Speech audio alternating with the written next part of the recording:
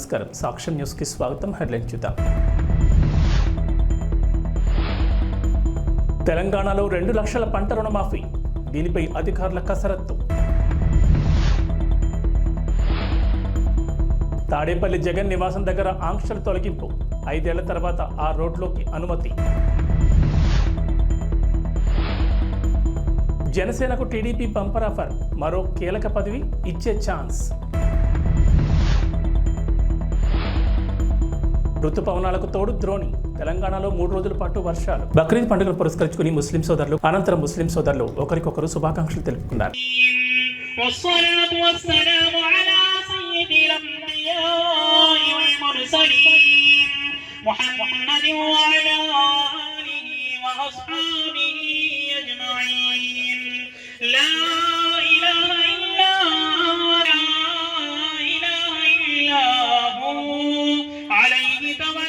وهو رب العرش العظيم لا مغفرتك والغنيمة من كل بر والسلامة من كل बेशक हम बहुत बड़े गुनहगार आए अल्लाह खता का रे मुन्ना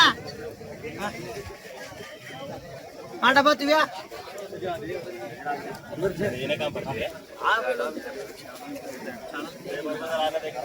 चैनल में आती है वारामुटी का बेटा आजिल किसका इसका किले में दे फोटो देख भाई काका मैं आ इरा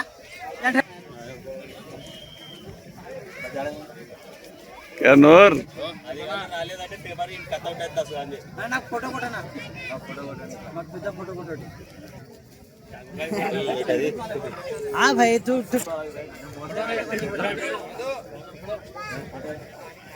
ప్రపంచంలోని అత్యంత ఎత్తైన చినాబ్ రైల్వే వంతెనపై తొలి రైల్ ట్రైన్ రన్ విజయవంతంగా నిర్వహించారు. దీనికి సంబంధించిన వీడియోను కేంద్ర రైల్వే మంత్రి అశ్విని వైష్ణవ్ షేర్ చేశారు.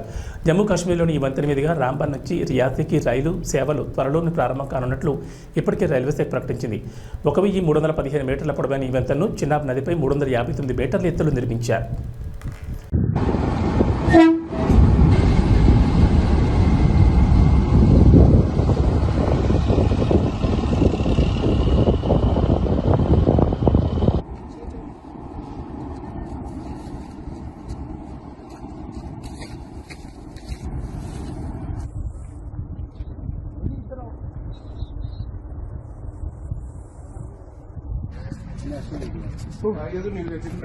పశ్చిమ బెంగాల్లోని డార్జిలింగ్ న్యూ జల్సాయిగూడలో జరిగిన ఘోర రైలు ప్రమాద దృశ్యాలు భయానకంగా ఉన్నాయి. కాంచనజంగా ఎక్స్ప్రెస్ను గూడ్స్ రైలు ఢీకొట్టడంతో ప్యాసింజర్ బోగి గాల్లోకి ఎగిరింది. సుమారు 15 మీటర్ల ఎత్తులోనే బోగి ఆగి ఉండడం ప్రమాద తీవ్రత తెలుపుతోంది.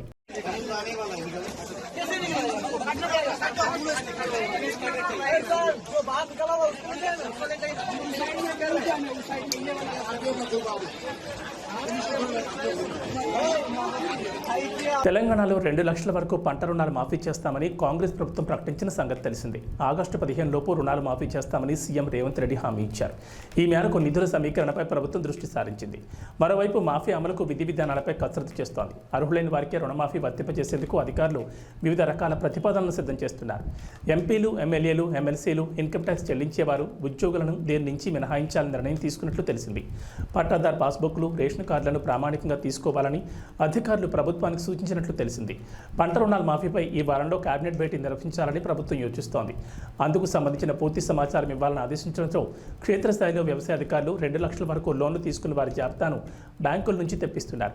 ఈలోగా రుణమాఫీ ఎవరెవరికి అమలు చేయాలనే దానిపై వ్యవసాయ శాఖ వివిధ ప్రామాణికాల ప్రాతిపదికన అధ్యయనం చేస్తోందని ప్రభుత్వ వర్గాలు వెల్లడించాయి. కేంద్ర హోంశాఖ సహాయ మంత్రి బండి సంజయ్ కుమార్ యాక్షన్లో దిగారు. తొలిసారిగా కేంద్ర మంత్రి హోదాలో మెదక్ అల్లర్ల విషయంలో స్పందించారు. పోలీసు ఉన్నతాధికారులకు ఫోన్ చేసి ఆరా తీశారు. మెదక్లోని తాజా పరిస్థితులను అడిగి తెలుసుకున్నారు. అశాంతిని నెలకొల్పేలా ఎవరు వ్యవహరించినా కఠిన చర్యలు తీసుకోవాలని పోలీసులకు కేంద్ర మంత్రి బండి సంజయ్ సూచించారు. అమాయకులపై ఎట్టి పరిస్థితుల్లోనూ అక్రమ కేసులు పెట్టొద్దని ఆదేశించారు. పోలీసులు నిష్పక్షపాతంగా వ్యవహరించాలని బండి సంజయ్ సూచించారు.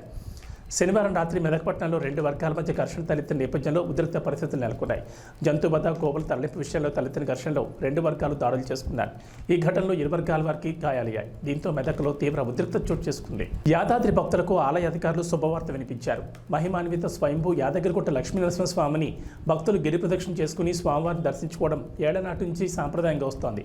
యాదగిరిగుట్ట కొండపై జ్వాల నరసింహుడు, గండ భేరుండ నరసింహుడు, యోగా నరసింహుడు, ఉగ్ర నరసింహుడు, లక్ష్మీ నరసింహుడు, స్వయంపూర్గా వెలసిన పంచ నారాసింహ క్షేత్రంగా ఎంతో ప్రసిద్ధి. ఎన్నో ఏళ్లుగా స్థానిక భక్తులు మాత్రమే గిరి ప్రదక్షిణ చేసుకుని స్వామివారిని దర్శించుకుంటారు. అయితే 2016లో ఆలయాన్ని దివ్యక్షేత్రంగా పునర్నిర్మించారు. ఆలయ పునర్నిర్మాణం తర్వాత గిరి ప్రదక్షిణ చేసేందుకు భక్తులకు ఇబ్బందికరంగా మారింది. కాగా రాష్ట్రంలో అధికారంలోకి వచ్చిన రేవంత్ రెడ్డి సర్కార్ యాదగిరిగుట్టలో ఉన్న పాత ఆచారాలను మళ్లీ పునరుద్ధరించాలని నిర్ణయం తీసుకున్నారు.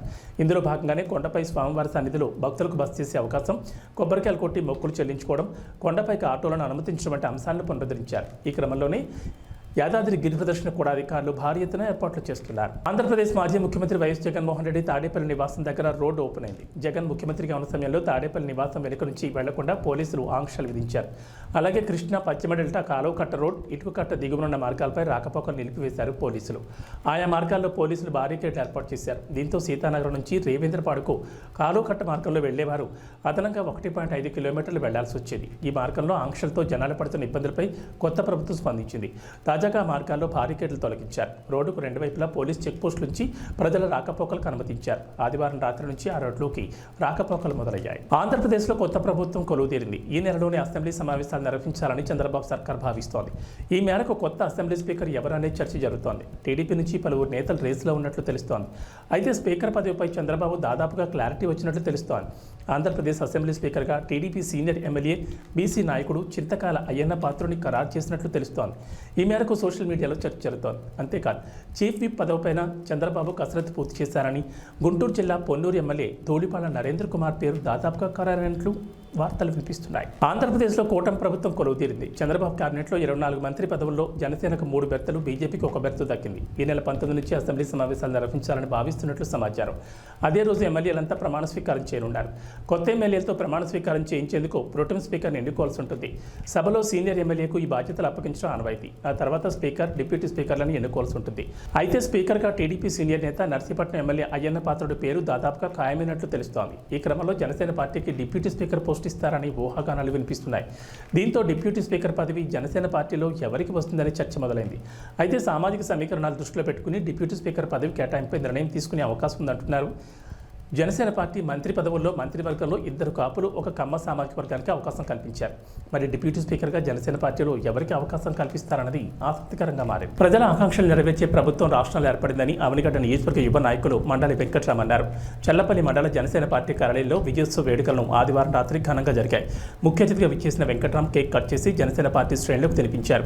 ఈ కార్యక్రమంలో జనసేన పార్టీ మండల అధ్యక్షులు చోడగం విమలకృష్ణ, కార్యాలయ ఇన్ఛార్జ్ బొందలపాటి వీరబాబు, పసుపులెట్టి రవికుమార్, తోట మురళీకృష్ణ, కోళ్ల ప్రసాద్, సూదాన నందగోపాల్, అడపా రవి, బొందలపాటి ప్రసాద్, అడపా రాంబాబు, పార్టీ నాయకులు, కార్యకర్తలు పాల్గొన్నారు.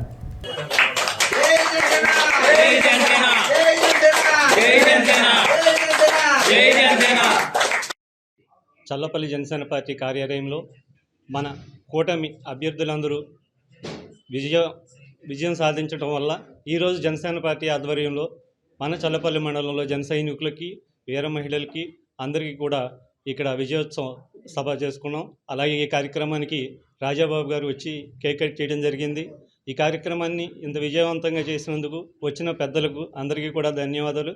ఈరోజు ఇక్కడ ఈ కార్యక్రమం చేసుకోవడంలో ముఖ్య ఉద్దేశం మనం విజయోత్సవ సభ ఎక్కువ మంది మనకు గెలవటం, ఇలా సక్సెస్ అయ్యాం కాబట్టి ఈ విషయాన్ని అందరికీ తెలియపరుస్తున్నాం. ధన్యవాదాలు. జై హింద్, జై జనసేన. రాష్ట్ర సాంఘిక సంక్షేమ శాఖ మంత్రిగా బాధ్యతలు చేపట్టిన తర్వాత ప్రకాశం జిల్లాలోని సొంత నియోజకవర్గం కొండెత్తుకు వచ్చిన మంత్రి డోలా బాల వీరాంజనేయ స్వామికి ఘన స్వాగతం పలికారు తెలుగుదేశం పార్టీ నాయకులు, కార్యకర్తలు.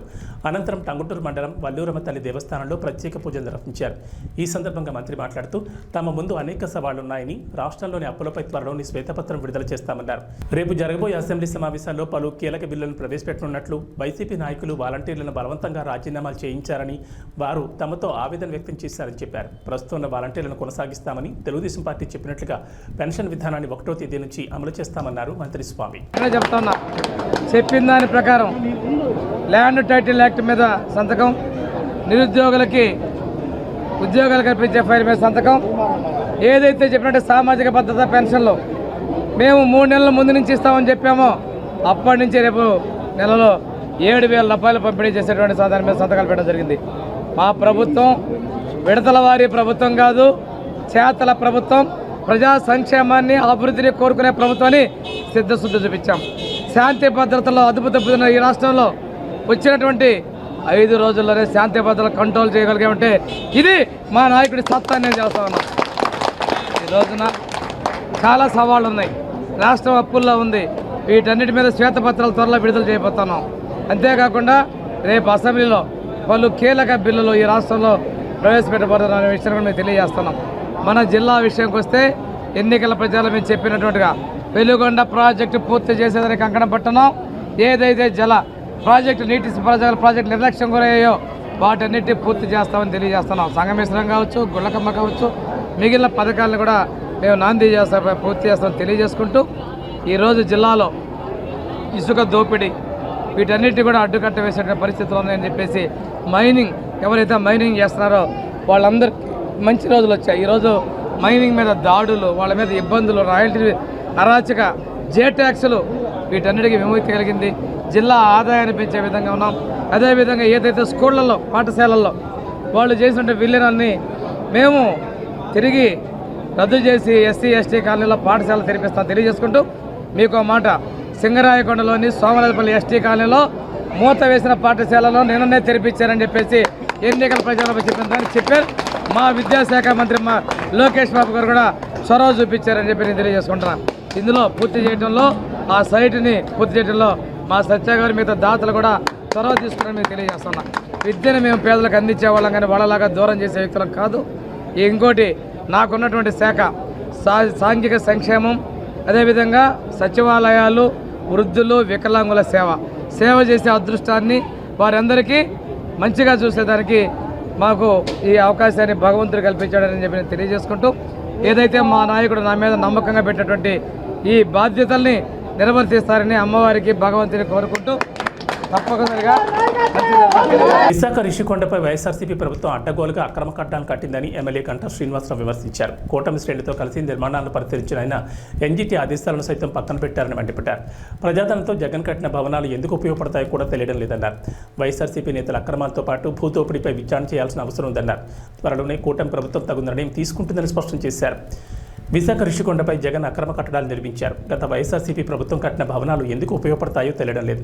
పచ్చటి రిషికొండపై విధ్వంసం సృష్టించారు. 500 కోట్ల రూపాయల ప్రజాధనాన్ని దుర్వినియోగం చేశారు. వైఎస్ఆర్సీపీ నేతల అక్రమాలతో పాటు భూదోపిడీపై విచారణ చేయాలి. త్వరలోనే సీఎం చంద్రబాబు విశాఖ పర్యటన అనంతరం దీనిపై తగు నిర్ణయం తీసుకుంటుందన్నారు.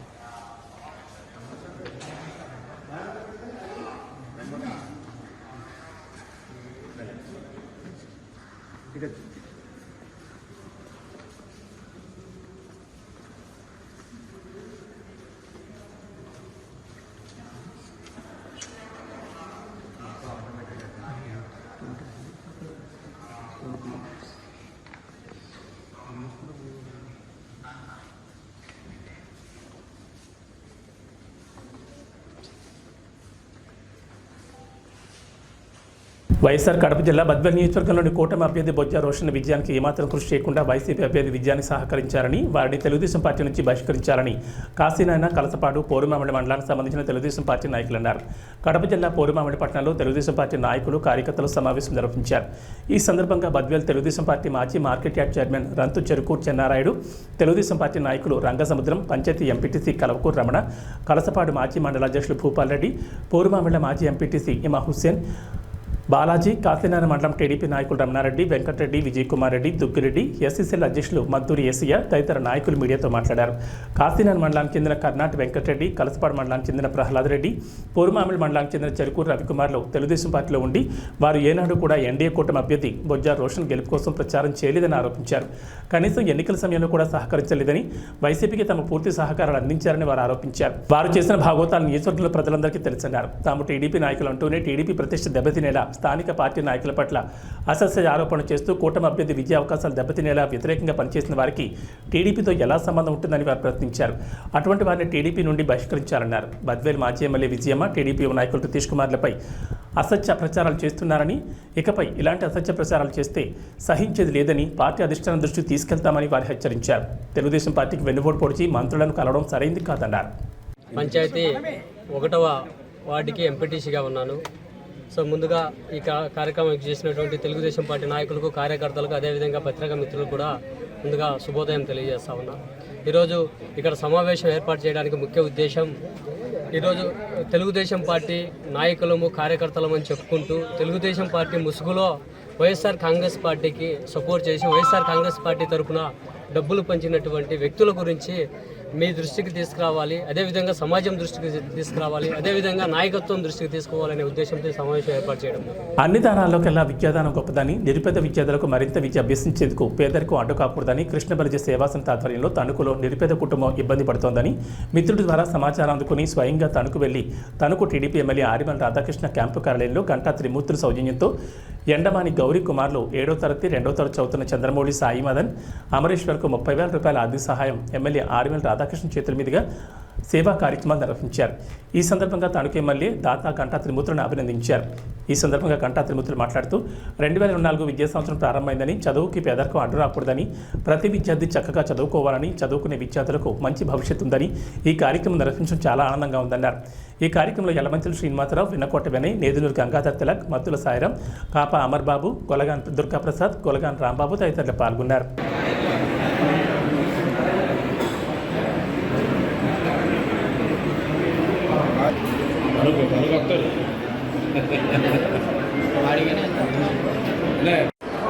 నా పేరు Ganta Trimurthulu, state TDP Krishna Balija state డైరెక్టర్ని. ఈరోజు తణుకు నియోజకవర్గంలో అత్యధిక మెజార్టీతోని ప్రజలు ఆశీర్వదించి బీభత్సమైన మెజార్టీతో గెలిచిన ఆరిమల్ రాధాకృష్ణ గారికి రావడం జరిగింది. అక్కడ మా గణేష్ గారు చెప్పగా పిల్లలు గన్మౌళి సాయి అన్న స్టూడెంట్ కుర్రోళ్ళు 7th క్లాస్ 2nd క్లాస్ చదువుతున్నారు. వాళ్ళకి ఆర్థిక సాయం అందజేయడం జరిగింది. 30,000 రూపాయలు ఇవ్వడం జరిగింది. ఈ స్టూడెంట్లు ముందు కూడా బాగా చదువుకోవాలని కోరుతున్నాను. అన్ని దానాల కన్నా విద్యాదానం చాలా గొప్ప విశేషం. నేను వచ్చేప్పటికి రాష్ట్రంలో కృష్ణ బలిజలో సంఘికులకు కానీ అలాగే స్టూడెంట్లకు కానీ నా శాతన ఆర్థిక సాయం చేస్తూ ఉంటాను. అందులో భాగంగా ఈరోజు ఈ పిల్లలకే చేయడం జరిగింది. ఈ ఆరిమల్ రాధాకృష్ణ గారు చేతుల మీదుగా చేయడం నాకు చాలా ఆనందంగా ఉంది. జై టీడీపీ, జై టీడీపీ. గంటా త్రిమూర్తులు గారు ఎక్కడ ఆపదున్నా, ఎక్కడ ఇదున్నా సరే వచ్చి తగినంత విధంగా ఆర్థిక సాయం చేస్తారో. అతను వ్యాపార నిమిత్తం తణుకు రావడం జరిగింది. తణుకు రాస్తే గణేష్ గారు ఆయన ద్వారా ఇద్దరు పిల్లల స్టూడెంట్స్కి ఆర్థిక సాయం చేయాలి చదువుకుంటా కనడంతో వాళ్ళిద్దరికి కూడా 30,000 రూపాయలు ఆరవిల్లి రాధాకృష్ణ గారు ఎమ్మెల్యే గారి చేతి ఇప్పించడం జరిగింది. మా భీమవరం పట్టణం చుట్టుపక్కల ప్రాంతంలో అగ్ని ప్రమాదాలు కానీ ఏమైనా జరిగినా, మనుషులకి ఏమైనా ప్రమాదాలు జరిగినా, అగ్ని ప్రమాదాలు కానీ, ఆరోగ్య నిమిత్తం కానీ, స్కూల్ నిమిత్తం కానీ తన చేతనైన ఆర్థిక సాయం చేయడంలో అందివేసిన చెయ్య అన్ని దానముల కన్నా అన్నదానం కన్నా విద్యాదానం గొప్పదనే ఉద్దేశంతో ఈరోజు తణుకు ఎమ్మెల్యే గారు ఆరిమల్ రాధాకృష్ణ గారు చేతుల మీదుగా 30,000 రూపాయల సాయం అందించదండి. ఇటువంటి దానాలు ఎన్నో చేసిన గంటామూర్తి గారికి ఆ భగవంతుడు ఆయురారోగ్య ఐశ్వర్యాలు చేకూర్చాలని, ఇటువంటి దానాలు ఎన్నో మరెన్నో చేయాలని, మా భీమవరం పట్టణానికి మరింత పేరు తీసుకురావాలని మనస్ఫూర్తిగా కోరుకుంటున్నాం. ప్రభాస్ కల్కి 2898 ఏడి నుంచి భైరవ ఆంధంను ఆదివారం రాత్రి 8 గంటలకు విడుదల చేస్తామని ప్రకటించారు. ఇక ఈ పాట కోసం ఫ్యాన్స్ అంతా ఎదురు చూడసాగారు. లిరికల్ వీడియోను వదులుతారని అంతా ఎదురు చూశారు. కానీ చివరికి ఆడియోని వివిధ ప్లాట్ఫామ్స్లో వదిలేశారు. లిరికల్ వీడియోను సోమవారం ఉదయం రిలీజ్ చేస్తామని చిన్న ట్వీట్ ఇచ్చారు. దీంతో డార్లింగ్ ఫ్యాన్స్ ఆగ్రహం వ్యక్తం చేస్తున్నారు. ఇవేం ప్రమోషన్స్ రా అంటూ ఫైర్ అవుతున్నారు. ఒక నేనే నాకు చుట్టూ నేనే అంటూ సాగిన ఈ పాట అదిరిపోయిందని డార్లింగ్ ఫ్యాన్స్ ఖుషి అవుతున్నారు. అయితే ఈ ఆడియో మాత్రమే రావడం, లిరికల్ వీడియో వదలకపోవడంతో కాస్త డల్ అయ్యారు. దీంతో కల్కి టీం వైజయంతి ప్రమోషన్స్ని ఏకిపారేస్తున్నారు. ప్రతిసారి ఇలానే ఏదో ఒకటి చేస్తూ ఉంటారని మండిపడుతున్నారు. ఇక వాతావరణ విషయానికి వస్తే తెలంగాణకు వాతావరణ శాఖ అధికారులు రెయిన్ అలర్ట్ జారీ చేశారు. నైరుతి ఋతుపవనాలతో ద్రోణి ప్రభావంతో నేటి నుంచి 3 రోజుల పాటు వర్షాలు కురుస్తాయన్నారు. రాయలసీమ నుంచి పశ్చిమ మధ్య బంగాళాఖాతం మీదుగా మధ్య బంగాళాఖాతం వరకు ద్రోణి కొనసాగుతుందని అన్నారు. సముద్ర మట్టానికి 3.1 నుంచి 5.8 కిలోమీటర్ల ఎత్తులో ఈ ద్రోణి కేంద్రీకృతమే ఉందని చెప్పారు. ద్రోణి కారణంగా 3 రోజుల పాటు తేలికపాటి నుంచి ఓ మోస్తరు వర్షాలకు ఛాన్స్ ఉందన్నారు. వర్షం కురిసే సమయంలో ఉరుములు మెరుపులకు తోడు గంటకు 30 నుంచి 40 కిలోమీటర్లతో ఈదురుగాలు వస్తాయన్నారు. కొన్ని ప్రాంతాల్లో పిడుగులు పడే అవకాశం ఉందని జాగ్రత్తగా ఉండాలని హెచ్చరించారు. ఇవాళ ములుగు, ఆదిలాబాద్, కొమరంభీం, ఆసిఫాబాద్, నిజామాబాద్, జగిత్యాల, రాజన్న సిరిసిల్ల, ఖమ్మం, నల్గొండ, సూర్యాపేట, వికారాబాద్, సంగారెడ్డి, మంచిర్యాల, నిర్మల్, భద్రాద్రి కొత్తగూడెం, మేడ్చల్, మల్కాజ్గిరి, కామారెడ్డి, మెదక్, మహబూబాబాద్, రంగారెడ్డి జిల్లాల్లో భారీ వర్షాలు కురిసే అవకాశం ఉందని పేర్కొన్నారు. ఈ మేరకు ఎల్లో అలర్ట్ జారీ చేశారు వాతావరణ శాఖ అధికారులు.